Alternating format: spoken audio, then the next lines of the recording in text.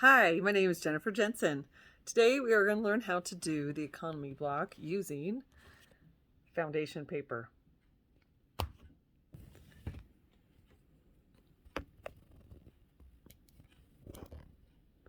Okay, first step. In each tablet, it says cutting. So from your light fabric, you're going to cut 2 3.5 squares, and then you cut them once on the diagonal. Dark fabric, 4-inch square, that's the center. And then 4.5-inch squares, 2 of them, and you cut them once on the diagonal. So let me show you some of the tips that I have found. So take one off of your pad. They make 2 sizes for your add a quarter ruler. Also, these are a little different than the yellow ones in that they have a fine tip that they come down to. So for this one, I will use a smaller one just because this paper, it works. So the first thing I do is I go between the numbers, like 1 and 2, and I put my ruler down on it and I actually crease it. So I begin by kind of creasing each of the lines that I'm going to be sewing on. This kind of helps give a guide to know where you are going to be at and kind of how to place it, because sometimes that's the biggest struggle, is knowing where to place the fabric, because you will be sewing on the top and you won't be able to see your fabric. So I do all the lines right at the get-go. Just kind of rub my nail along that edge. The other add a quarter works, but this one is just really the right tool for the job, which is kind of nice sometimes. You can do it with the other, but this really makes it a lot easier. So one more.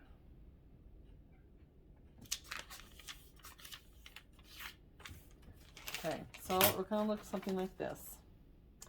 Then I put it upside down, and I have my 4-inch.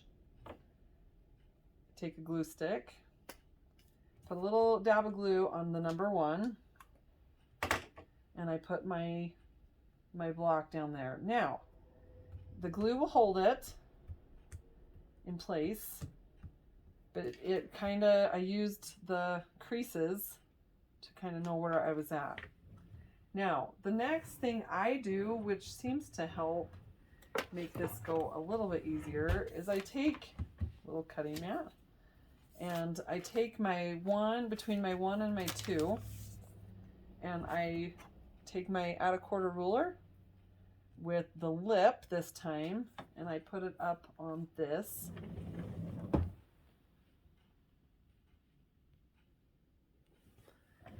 And I take and I trim it. I trim it before I even sew the first one on, so that this is exactly a 1/4 inch. So I will know where to place it. I'll show you on the next step. So I'm going to do this on all, make sure that is folded right. I'm going to do that on all 4 sides of this square. Actually, just these first 2. Sorry.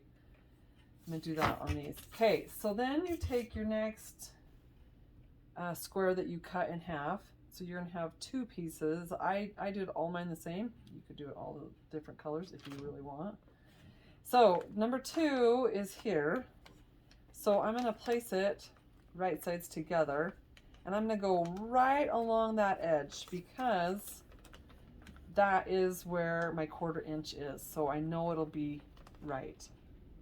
Okay, then I take it, put it face down. You can glue, and if you want, pinning is not going to work because of you won't be able to take the pin out. You won't be able to see where it goes.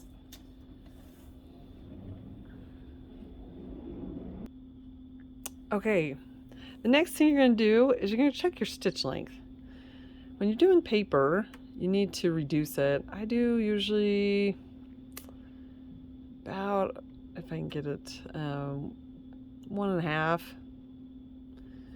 Okay, so then you take and you go, remember you have that right sides together and it's laying there and it's on your 1/4 inch. So it's gonna, right, it's hanging out here. So you take and you go to your line, drop your thing down and sew on, so right on that line. I go a little bit before and I go a little bit after. So see, there's that. So now take and we'll go to the iron. This is where you want to use a dry iron. You can hand press it. You can kind of hand press it open like that. I prefer to hit it with the iron just because then it lays and it doesn't get caught into the next one. So that is that. Now we're gonna go and get our second one. Place it and then sew it.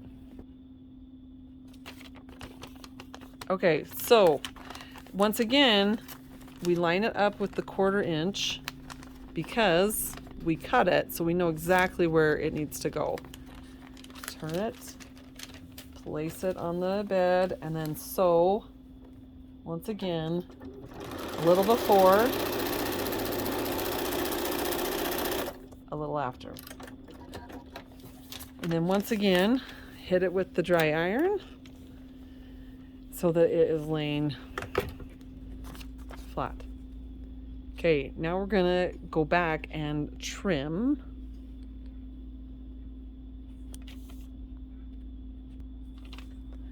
So our next is gonna be 4 and 5. So we're gonna lay it down, use our add a 1/4 ruler. We're gonna place it there. I pull it back and you will pull, you know, a couple stitches out. Make sure it's in the right spot, then place the fat part of the add a 1/4, put it down there, trim. Then we're gonna go to the 5 because those are gonna be our next 2 triangles to put on.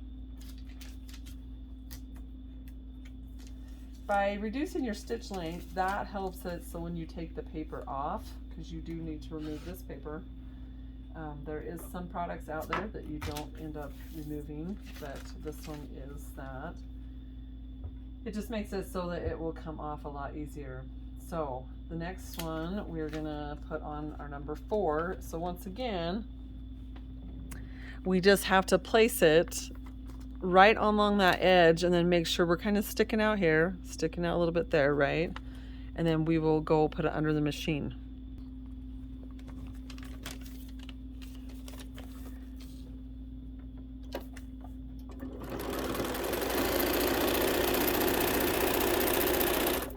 Okay, so once again, we've sewn on that line. We've gone a little bit before, a little bit after.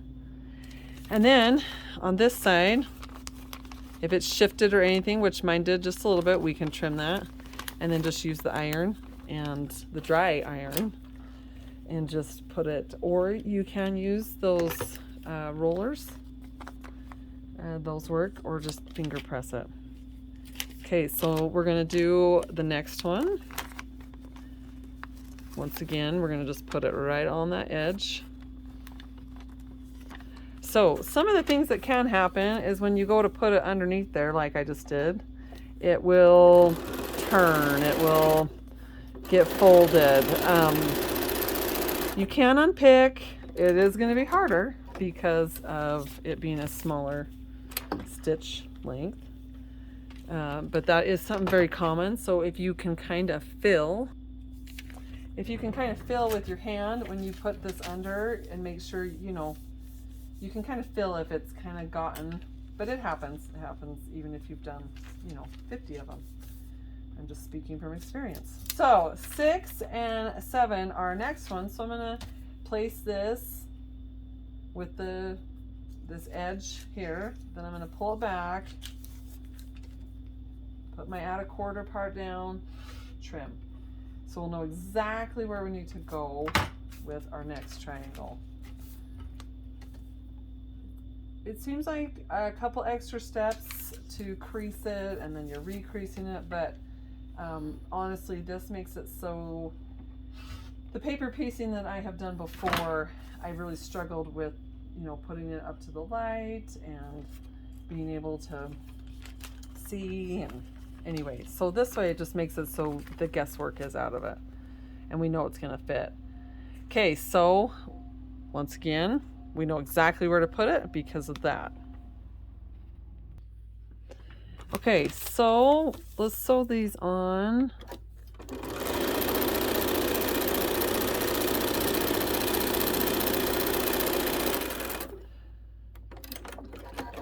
I went a little further on that one. This is the line that you trim on, and so I went past it just because I like to just catch it a little bit. I did not up there, so I don't think it really matters. You'll see when we tear the paper off, because we are going to trim to that line. We're going to actually trim to this line, so this is our 1/4 inch to join to another block. So this is going to get caught with another seam, but we'll get there. Okay, so here's our next one. Place it, kind of feel, make sure everything's okay.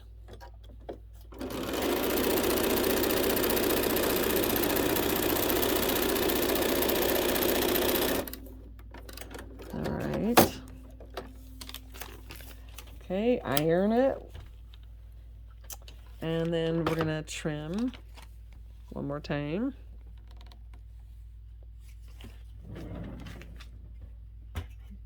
Use our tool. We're gonna pull, right, because we sewed. Crease it down again. Put your add a 1/4 on. Trim.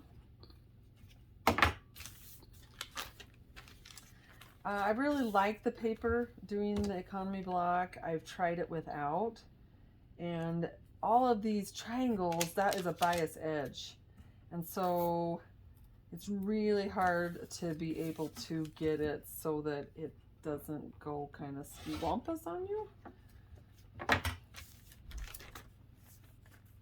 Okay, last 2 triangles. Okay, so this one for sure, make sure you're out of that line.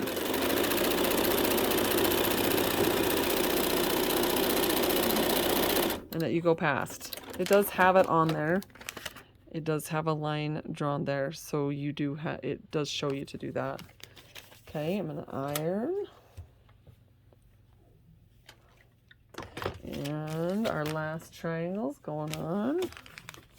Once again, we're gonna line it right up with that edge because we've cut it so that it's perfect.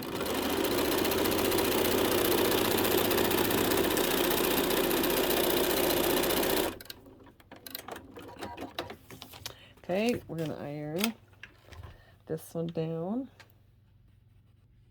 Okay, so we've sewn it all. And it looks okay, but we gotta trim. We gotta trim to this line. So you can take your bigger ruler, you can take a regular ruler, you just need to trim off to that line.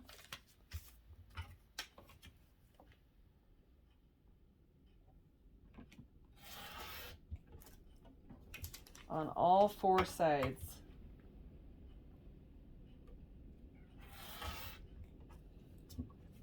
So now that it's stabilized with the paper and we've sewn it so the bias couldn't stretch on us, now we need to tear off the paper. And maybe sit down, have a rest while you do it, but I go from what I did last to what I did first. So I'm going to take that paper. It's already been, you know, bent enough times that it's kind of more malleable. I put my thumb there and I pull. Some people will take it from the center and kind of pop it as you go. this is the real reason for that short stitch length, because then you don't pop your seam as you go. I like to keep my fingers pretty close though, because I don't want to pop something that I just sewed. Okay, so there's the next one. It's kind of already there. This one did a lot better. Just get those off. I find this is a good activity for children that my kids actually know how to do it, so they've been schooled. I actually like to take it when I go to family reunions and make all my cousins do it, because I'm very nice like that. They love doing it.